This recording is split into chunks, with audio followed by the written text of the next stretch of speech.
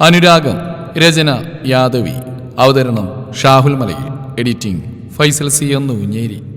ആലോഷി വാങ്ങിക്കൊണ്ടുവന്ന കുപ്പി പൊട്ടിച്ച് വായിലേക്ക് അമിഴ്ത്തുമ്പോൾ തീ പോലെ പൊള്ളിപ്പടർന്നിറങ്ങുന്ന മദ്യത്തിന് പോലും തൻ്റെ ഉള്ളിൽ അസ്വസ്ഥത കെടുത്താൻ കഴിയുന്നില്ലെന്ന് തോന്നിയ ആന്റണിക്ക് ഇങ്ങനെ മുന്നോട്ട് പോയാ താമസിയാതെ ജാൻസിയുടെ കൊലപാതകന്റെ തലയിലാവും. അല്ലേടാ ആലോഷിയെ.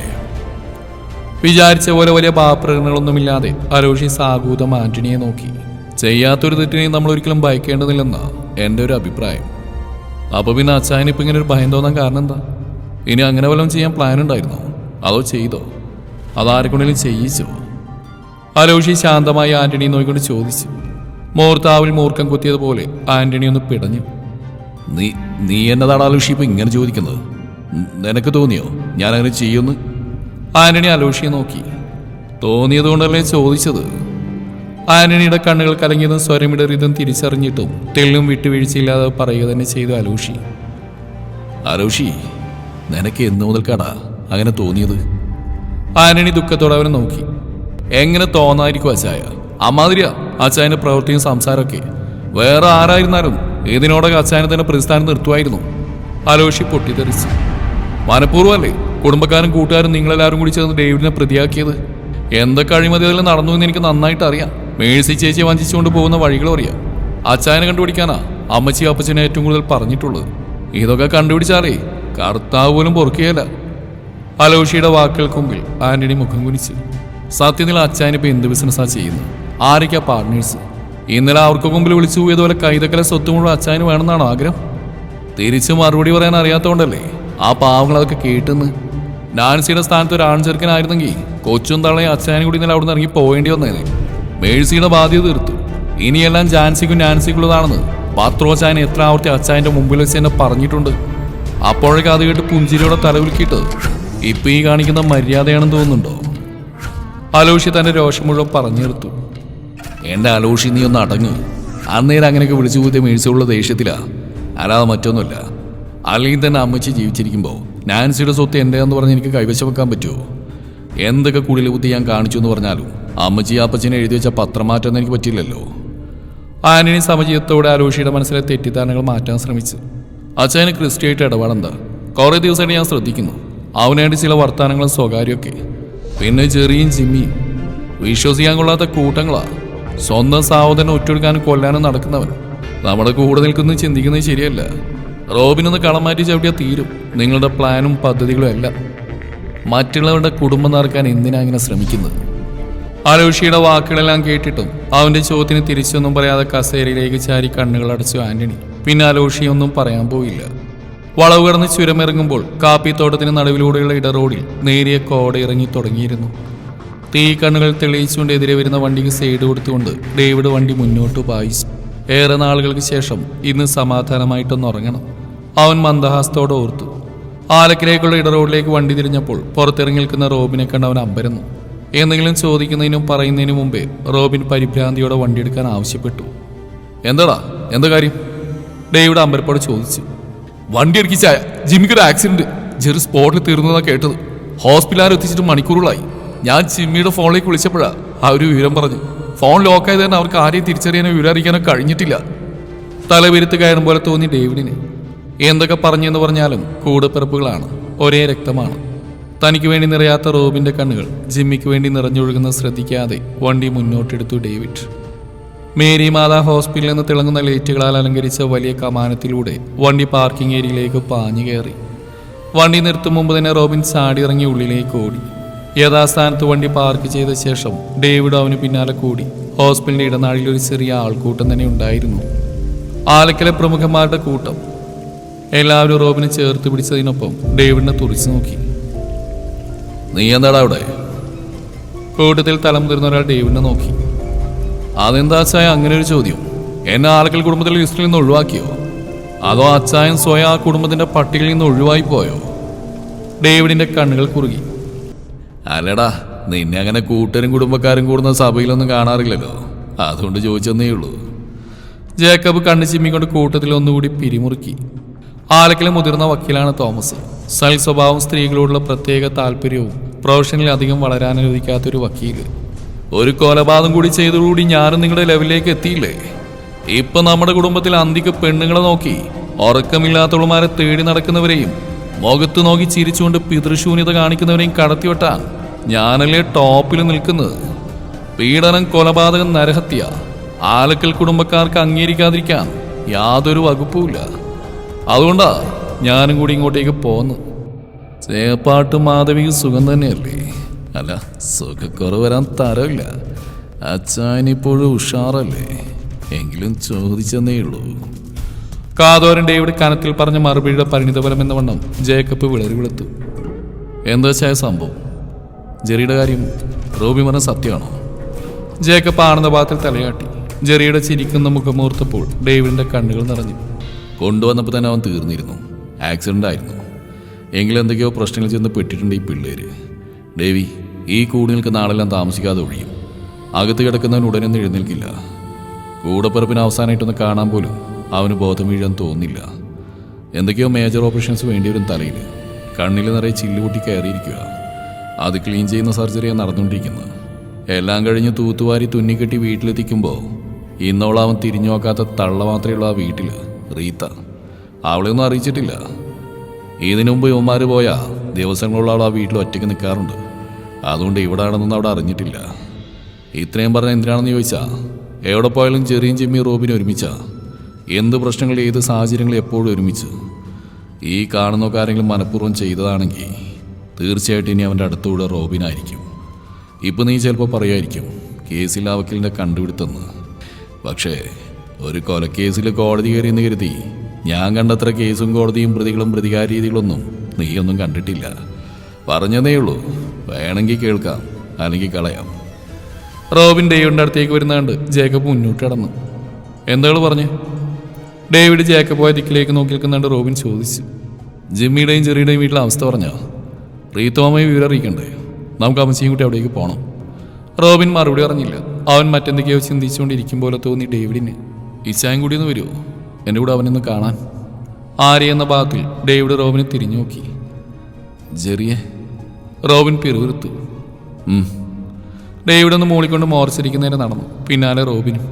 മോർച്ചറിയുടെ വാതിൽ തുറന്ന് അകത്തേക്ക് കയറിയപ്പോൾ ഡേവിഡ് സെക്യൂരിറ്റിയുടെ എന്തൊക്കെയോ പറയുന്ന കണ്ട് പിന്നാലെ ആദ്യത്തെ നിരയിൽ നിന്നൊരു പെട്ടി വലിച്ചെടുത്തയാൾ അവരെ അങ്ങോട്ട് വിളിച്ചു. ഒന്നേ നോക്കിയുള്ളൂ ഡേവിഡ്. തിരിച്ചറിയാൻ പറ്റാത്ത വിധം അടിച്ച് പതുക്കിയപ്പോൾ പരന്നുപോയിരുന്നു. കമ്പികൾ കുരുത്ത് താടിയിലകൾ ചേർത്ത് വെച്ച് കെട്ടിയിരിക്കുന്നു. കണ്ടാൽ അത് ചെറിയാണെന്ന് പോലും പറയില്ല. പെട്ടെന്ന് ഇത്ര ആ കാഴ്ചയുടെ മാനസികാവസ്ഥ മറികടന്ന് ഡേവിഡ് റോബിനെ നോക്കി. തുറിച്ച കണ്ണുകളോടെ ചെറിയുടെ മുഖത്തേക്ക് തറച്ച് നോക്കി നിൽക്കുന്നവൻ. റോബി, പോവാം.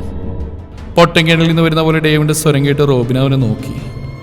ശീതീകരിച്ച മുറിയിൽ തന്റെ ശരീരം ചുട്ടുകൊള്ളും പോലെയാണ് റോബിന് തോന്നിയത്. യാന്ത്രികമായി ഡേവിഡിന്റെ പിന്നാലെ ഇറങ്ങി മുന്നോട്ട് നടന്നു.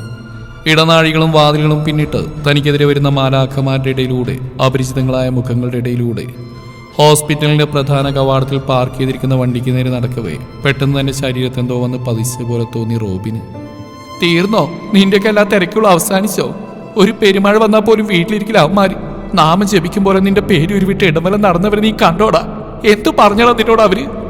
പറക്കമുറ്റിയ പ്രായം മുതൽ കൊതിതീരെ കണ്ടിട്ടില്ല ഞാൻ അവന്മാരെ. എപ്പോഴും ചുറ്റും കൂട്ടും കൂട്ടുകാരും. ഒരു പനി വന്നാൽ പോലും വീട്ടിലിരിക്കുകയല്ല, കൂട്ടുകാരെ വിളിച്ച് പലയിടത്തൊക്കെ നടക്കും. പനി കൂടിയാൽ പോലും അമ്മയുടെ വാക്കും കേൾക്കില്ല, അമ്മയുടെ സഹായവും വേണ്ട. ഹോസ്പിറ്റലിൽ കൊണ്ടുപോകാൻ അമ്മച്ചി പറ്റില്ല. ആൺകുട്ടികളല്ലേ, അവരെന്നെ നോയിക്കൊള്ളുന്ന അവരുടെ അപ്പം മരിച്ചപ്പോൾ നാട്ടുകാരും പറഞ്ഞ്. ഞാനും ഇത് വിശ്വസിച്ചു. മക്കൾക്ക് സ്വന്തമായിട്ട് പോയി വരാനുള്ള തൻ്റെടായതോടെ, കാര്യപ്രാപ്തിയായതോടെ തീർന്നു എൻ്റെ സമാധാനം ഉറക്കവും. ഞാൻ അന്നേ പറഞ്ഞല്ലേ, അവന്മാര് നിനക്കൊക്കെ പിന്നാലെ തന്നെയുണ്ട്. വഴക്കും ബഹളും വേണ്ട, എന്താണെന്ന് വെച്ചാൽ കൊടുത്തേക്കാൻ. എനിക്കുറപ്പാ ആ പ്രശ്നം തന്നെ അതിന് വഴിയൊരുക്കിയത്. പൊരയുടെ മുകളിലെ പച്ചക്കറി തോട്ടത്തിൽ ഞാൻ വെള്ളമൊഴിച്ചുകൊണ്ട് നിൽക്കുന്ന സമയത്താ ആ ജീപ്പ് അകത്തേക്ക് വന്നവർ ഇവരും പരസ്പരം ഒരുപാട് നേരം തർക്കിച്ചു. ഒടുവിൽ ആ ജീപ്പ് പുറത്തേക്ക് ഇറങ്ങിപ്പോയ നേരം ഇവന്മാര് പിന്നാലെ ഇറങ്ങി ആ പോക്ക് പോയതാ. റോബി, നിനക്ക് അതിൽ വല്ലതും ചെയ്യാൻ പറ്റുമെങ്കിൽ ആർക്കാണെന്ന് വെച്ചാൽ എന്താണെന്ന് വെച്ചാൽ കൊടുത്തേക്ക്. ഇവന്മാർ ഹോസ്പിറ്റലിൽ നിന്ന് പുറത്തിറങ്ങുമ്പോൾ പിന്നെ അതൊരു പുകിലായി മാറണ്ട. നീയും സൂക്ഷിക്കണം. ഒക്കെ ഇവിടെ കേൾക്കുന്നുണ്ടതിനേക്കാൾ മക്കൾ ഉടനെ തന്നെ ഹോസ്പിറ്റലിൽ നിന്ന് പുറത്തിറങ്ങുന്ന വിശ്വാസമാണ് റോബിനെ തകർത്ത് കളഞ്ഞത്. തനിക്ക് പരിചയമുള്ള ഒരു മെയിൽ നേഴ്സ് അരികിലേക്ക് വന്നപ്പോൾ റോബിൻ അവനെ ഭീതിയോടെ നോക്കി. ഹായ് റോബിൻ, തൻ്റെ കസിനാണ് ജെറിയും ജിമ്മിയും. ജേക്കബച്ചായം പറഞ്ഞപ്പോഴാണ് മനസ്സിലായത്. തനിക്ക് പറ്റുമെങ്കിൽ അവരുടെ വീട്ടിൽ വിവരം അറിയിക്കണം. ഉത്തരവാദിത്തപ്പെട്ടവർ ആരെങ്കിലും വന്ന് ജെറിയുടെ മൃതദേഹം ഏറ്റെടുക്കേണ്ടി വരും. കാരണം ഒരുപാട് ദിവസം ബോഡി മോർച്ചറിൽ വെക്കാൻ പറ്റില്ല. തിരിച്ചൊരു മറുപടി പറയാൻ കഴിയാതെ റോബിൻ നിൽക്കവേ ഒരു ഭ്രാന്തിയെപ്പോലെ അലറിക്കൊണ്ട് മുന്നോട്ടോടി റീത്ത. അവിടെ റോബിൻ കണ്ടത് ത്രേസിയെ തന്നെയായിരുന്നു. ഡേവിഡിന് വേണ്ടി ആലക്കലിൽ നിന്ന് ആരും ഒരു ചെറുവിരൽ പോലും അനക്കാൻ പോകുന്നില്ലെന്ന് കുടുംബയോഗത്തിന്റെ തീരുമാനം അറിയിച്ചപ്പോൾ തന്നെ പിടിച്ചുലച്ചുകൊണ്ട് അമ്മച്ചി കരഞ്ഞതിന് പിന്നിൽ ഒരേ ഒരു കാരണം സ്നേഹമാണെന്ന് റോബിൻ മനസ്സിലാക്കി. മക്കളെ എത്ര അവഗണിച്ചാലും വേദനിപ്പിച്ചാലും ശകാരിച്ചാലും തെള്ളുപോലും കുറഞ്ഞു പോവാത്ത കാലപ്പഴക്കത്തിന്റെ വീര്യമേറുന്ന അമ്മയുടെ സ്നേഹം. മരണവും നിലവിളിയും തന്നെ മനസ്സിനെ സ്വാധീനിക്കുന്നില്ലെന്ന് ഡേവി അത്ഭുതത്തോടെ ഓർത്തു. റീത്തയുടെ ഭ്രാന്തമായ കരച്ചിലിൽ അവന് അത്ഭുതമൊന്നും തോന്നിയില്ല. ജെറിയുടെ മരണം മാത്രമേ അവൻ അറിഞ്ഞിട്ടുള്ളൂ. മരണത്തിന്റെ പാതയിൽ തന്നെ സഞ്ചരിച്ചുകൊണ്ടിരിക്കുന്ന ജിമ്മിയെക്കുറിച്ച് അവർ അറിയുന്നില്ല. അതറിയുമ്പോൾ ഭ്രാന്ത് ഇനിയും കൂടാം. എന്തോ മഹാരോഗം ബാധിച്ചവനെ പോലെ അവശതയോടെ കാറിനരികിലേക്ക് നടന്നു നീങ്ങുന്ന റോബിനെ സഹതാപത്തോടെ നോക്കിക്കൊണ്ട് ഡേവിഡ് വണ്ടിയുടെ അരികിലേക്ക് നടന്നു. പിൻസീറ്റിൽ മലന്നു കിടക്കുന്നവനെ നോക്കിയ ശേഷം അവൻ വണ്ടി മുന്നോട്ടെടുത്തു. ആലക്കലെ ശോകമുഖമായ അന്തരീക്ഷത്തിൽ നിന്നെല്ലാം എല്ലാവരും അറിഞ്ഞിട്ടുണ്ടെന്ന് അവന് മനസ്സിലായി. പ്രതീക്ഷിച്ച പോലെ വലിയ കരച്ചിലും ബഹളമൊന്നും ത്രേസിയുടെ ഭാഗത്തൊന്നും ഉണ്ടായില്ല. മോളമ്മ പിന്നെ പണ്ടേ നിർവികാരയാണ്. അകത്തേക്ക് കയറിപ്പോയ റോബിനെ ശ്രദ്ധിക്കാതെ ത്രേസി ഡേവിഡിന്റെ അരികിലേക്ക് നടന്നു. എന്തായി ഡേവി, കേട്ടൊക്കെ സത്യമാണോ?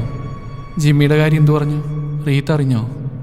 ഡേവിഡ് വാച്ച് അഴിച്ച് മേശപ്പുറത്തേക്ക് വെച്ചുകൊണ്ട് അമ്മച്ചിയെ നോക്കി. ഞങ്ങളവിടെ ചെന്നപ്പോഴാണ് റീത്ത മമ്മി വന്ന്. അറിഞ്ഞിട്ടുണ്ട്. ഭയങ്കര ബഹളമായിരുന്നു. സംഭവിക്കേണ്ടതെല്ലാം സംഭവിച്ചു. ഇനി അനുഭവിക്കുക തന്നെ. മറ്റുള്ളവർ എത്ര ആശ്വസിപ്പിച്ചെന്ന് പറഞ്ഞാലും അവനവൻ്റെ വേദനയും ദുരിതങ്ങളും അവനവ അനുഭവിച്ചു തന്നെ ആവണം. മറ്റുള്ളവരുടെ വാക്കിലൂടെ ഒരിക്കലും അനുഭവത്തിൻ്റെ തീവ്രത കുറയില്ലല്ലോ. മകൻ പറഞ്ഞു കേട്ട് ത്രേസി ഒന്നും മിണ്ടാ പുറത്തേക്ക് പോയി. തോമസ് ഡേവിഡിനെ നീ പറഞ്ഞ അവൾക്ക് സങ്കടമായും തോന്നുന്നു. മറ്റുള്ളവർക്ക് എന്ത് തോന്നുന്നു കരുതി പറയാനുള്ള കാര്യങ്ങൾ മറച്ചു വെക്കുന്നതിൽ അർത്ഥമില്ല. അപ്പോൾ പിന്നെ ഞാൻ പറഞ്ഞ കാര്യം കേട്ട് അമ്മച്ചി അത്രയേറെ സങ്കടപ്പെടേണ്ട ആവശ്യമില്ല. അമ്മച്ചിയൊന്നുമല്ല, ജീവിച്ചിരിക്കുന്നിടത്തോളം കാലം എനിക്ക് ചില അനുഭവങ്ങൾ മറക്കാൻ കഴിയില്ല. അത് ഞാൻ ഓർക്കുമ്പോഴൊക്കെ തുറന്ന് സംസാരിക്കും. അപ്പോൾ മനസ്സ് ശാന്തമാവും. ആര് സങ്കടപ്പെട്ടാലും പറയാനുള്ളത് പറഞ്ഞില്ലെങ്കിൽ ഇപ്പോൾ ഒരു സമാധാനമില്ല. എൻ്റെ മനസ്സിൻ്റെ സമാധാനമല്ലേ ഞാൻ നോക്കേണ്ടത്. തോമസ് മകനെ നോക്കി പുഞ്ചിരിച്ചു. ഏയ്, കുറ്റായി പറഞ്ഞല്ല അപ്പൻ. നീ അനുഭവിച്ച് കേൾക്കുമ്പോൾ ഞങ്ങൾക്ക് അത്ര നോവാണെങ്കിൽ അനുഭവിച്ച നിനക്കെന്തായിരിക്കും? ന്യായം നിന്റെ ഭാഗത്ത് തന്നെയാ, തർക്കമില്ല. ചായയുമായി വന്ന ത്രേസിയെയും കേട്ടു തോമസ് പറഞ്ഞത്. അവരുടെ കണ്ണുകൾ നിറഞ്ഞു. അനുഭവിച്ചെങ്കിൽ കണക്കായി പോയി. വെളിയും വെള്ളിയാഴ്ച ഉണ്ടായിരുന്നെങ്കിൽ ഗതികേട് വരില്ലായിരുന്നു. എനിക്കൊരു സങ്കടമില്ല ആരെയും ഓർത്ത്. അവനവൻ കുഴിക്കുന്ന കുഴിയിൽ അവനവൻ തന്നെ വീഴും. അപ്പം എത്ര ആഴത്തിൽ കുഴിയൊഴിക്കണമെന്നും സ്വന്തമായിട്ട് തീരുമാനിക്കാം. എങ്ങനെ വീഴണമെന്നും എങ്ങനെ കയറണമെന്നും സ്വയം കണ്ടെത്തുകയാവാം. ത്രേസ്യ പുച്ഛത്തോടെ ഡേവിഡിനെ നോക്കി. ഓ, അതൊക്കെ ചുമ്മാ. സാക്ഷാൽ കർത്താവ് തമ്പുരാൻ നേരിട്ട് ഇറങ്ങി വന്ന് പറഞ്ഞാലും ദേവി ഒരു പെണ്ണിനെ അറിഞ്ഞുകൊണ്ട് ദ്രോഹിക്കില്ലെന്ന് എൻ്റെ അമ്മച്ചിക്ക് അറിയാം. ത്രേസ്യ മകനെ നോക്കി. അത് ശരിയാ, എനിക്കറിയാം. പക്ഷെ അറിഞ്ഞുകൊണ്ട് എന്ന് പറയുന്നത് ബോധമുള്ളവരുടെ കാര്യത്തില. ഏത് നേരവും തോണി പോലെ വെള്ളത്തിന് മുകളിൽ കിടക്കുന്നതിനെയും 4 കാലം നടക്കുന്നതിനെയും പറ്റി തെറ്റ് ചെയ്തിട്ടില്ലെന്ന് കർത്താവ് പറഞ്ഞാലും ഞാൻ വിശ്വസിക്കുകയല്ല. ഡേവി ചിരിയോടെ അവിടെ കവിളിൽ നുള്ളി. വേണ്ട, ആരും വിശ്വസിക്കേണ്ട. തനിക്ക് താനും പുരക്ക് തൂണെന്നാണ് എൻ്റെ ഇപ്പോഴത്തെ ഒരു ചിന്താഗതി. അവനവൻ്റെ കാര്യം അവനവൻ തന്നെ നോക്കണം. പറഞ്ഞോടവൻ തിരിച്ചടന്നു. നീ എന്നാ വർത്താനടി ആ കൊച്ചിനോട് പറഞ്ഞ് അവന് സങ്കടമായി കാണും. തോമസ് ഡേവിഡ് പോയ വഴിയിലേക്ക് നോക്കി. നിങ്ങൾക്ക് വേറെ പണിയൊന്നുമില്ല ഈച്ചായ. കഴുത്തിന് ചുറ്റും പെണ്ണുങ്ങളാ. നാളെ ചെറിയുടെ അടക്കത്തിന് വരാൻ പോകുന്നു. കുടുംബം മുഴുവൻ ഒത്തുകൂടെ നിർത്തി ഡേവിഡ് എന്നൊരു പ്രദർശന വസ്തുവാണല്ലോ. ഇത്തവണ അതിന് ഡിമാൻഡ് കൂടും. കൊലപാതക കൂടിയല്ലേ. എൻ്റെ ചെക്കൻ സ്ട്രോങ് ആയിരിക്കട്ടെ. അതിന് ഞാൻ തന്നെ അവനെ ചവിട്ടി പദം വരുത്തുന്നതാണ് നല്ലത്. കേട്ടിട്ടില്ലേ, തള്ള ചവിട്ടിയ പിള്ളക്ക് കേടില്ലെന്ന്. ഭാര്യയുടെ തത്വശാസ്ത്രത്തിന് മുമ്പിൽ ശിരസ്സുനിച്ചുകൊണ്ട് തോമസ് കളമൊഴിഞ്ഞു. ത്രേസി ഒരു ചെറിയ ചിരിയോടെ അടുക്കളയിലേക്ക് നടന്നു. തന്റെ കുടുംബത്തിലെ എല്ലാ മക്കളെയും സ്വന്തം മക്കളെ പോലെ സ്നേഹിച്ചിരുന്ന പഴയ ത്രേസിയുടെ നിഴൽ രൂപം പോലും ഇപ്പോൾ തന്നിലില്ലെന്ന് അത്ഭുതത്തോടെ അവർ ഓർത്തു.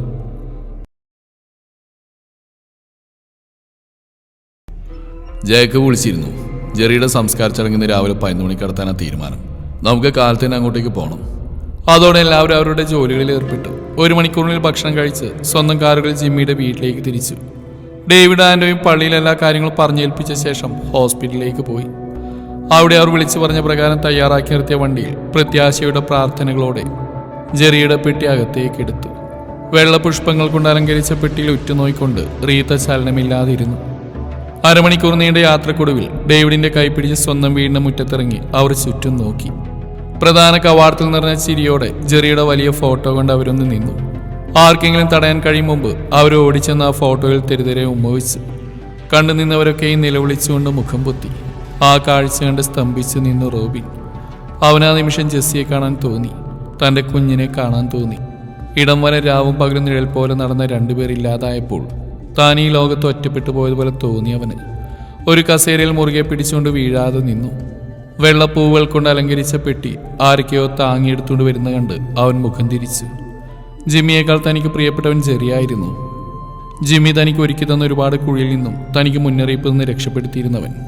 ഡേവിഡ് വിമ്മി വിമ്മി കരഞ്ഞു. കൈതക്കിലെ ജീപ്പിൽ നിന്ന് ആന്റണി ഇറങ്ങി. ഒപ്പം അലൂഷിയും.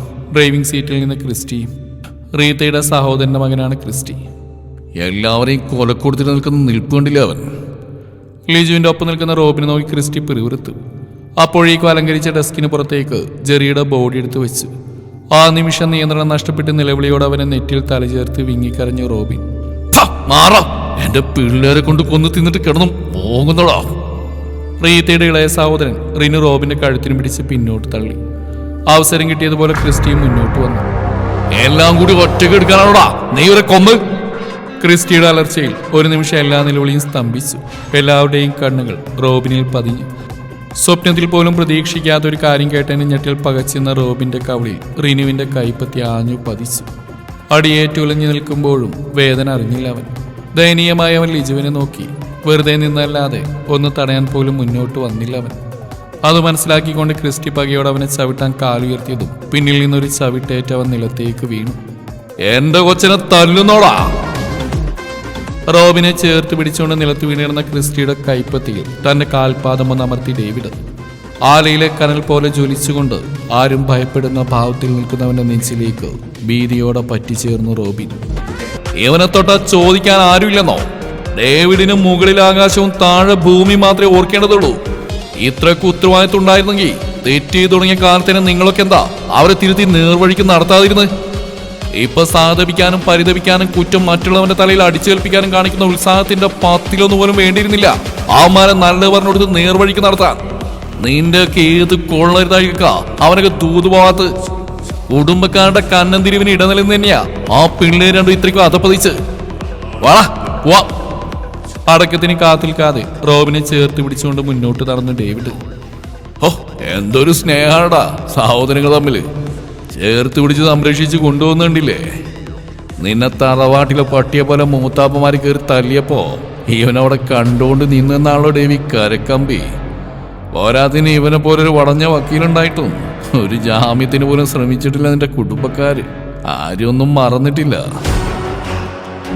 തങ്ങളുടെ വണ്ടിക്ക് തൊട്ടപ്പുറത്ത് തന്നെ പാർക്ക് ചെയ്തിരിക്കുന്ന സ്വന്തം വണ്ടിയിൽ ചാരിന്നുകൊണ്ട് ആന്റണി അത് പറഞ്ഞു കേട്ട് അവജ്ഞയോട് അവനെ നോക്കി ഡേവിഡ്. അവിടെയാണ് നിനക്ക് തെറ്റുപറ്റിയത് ആന്റണി. അന്ന് ആ തെറ്റ് ഞാൻ ചെയ്തിട്ടുണ്ടോ ഇല്ലയോ എന്ന് മുഴുക്കുടിയനായി എനിക്ക് പോലും ഉറപ്പില്ലാത്ത സമയമായിരുന്നു. പക്ഷേ ഇക്കാര്യത്തിൽ എനിക്ക് 100 വട്ടം ഉറപ്പുണ്ട് ഇവൻ അങ്ങനെയൊന്നും ചെയ്യില്ലെന്ന്. മറ്റൊന്നും കൊണ്ടല്ല, കൂടെ നടക്കുന്നവനെ കൊല കൊടുക്കാൻ ഇവൻ പഠിച്ചിട്ടില്ല. കാര്യം കാരണമാണ് രക്തത്തിൽ കലർന്ന ചില കൊള്ളരുതായ്മകൾ ഇവന്റെ ഭാഗത്തുണ്ട്. പക്ഷേ ഡേവിഡ് എന്റെ കൂടപ്പിറപ്പിന്റെ സഞ്ചാരപാത കായുവെള്ളയിലെ രേഖ പോലെ കൃത്യ. നീ ഓതി കൊടുത്ത ക്രിസ്റ്റി വളരെ കൃത്യമായി ചെയ്തിട്ടുണ്ട്. ഇപ്പൊ കുറച്ചു പേർക്കെങ്കിലും ഇതൊരു കൊലപാതകമാണെന്നൊരു സംശയമായിട്ടുണ്ടാവും. അതൊരു കൊലപാതകണം തെളിഞ്ഞാൽ പോലും എന്റെ അനിയൻ അതിൽ പങ്കില്ലെന്ന് ഞാൻ പുല്ലുപോലെ തെളിയിക്കും. റോബിൻ ഞെട്ടലോടെ ഡേവിഡിനെ നോക്കി. മണ്ണ് വിളർന്ന് താഴേക്ക് പോകാൻ ആഗ്രഹിച്ചവൻ ആ നിമിഷം. തുടരും ഈ കഥയുടെ ബാക്കി ഭാഗം നാളെ ഇതേ സമയം.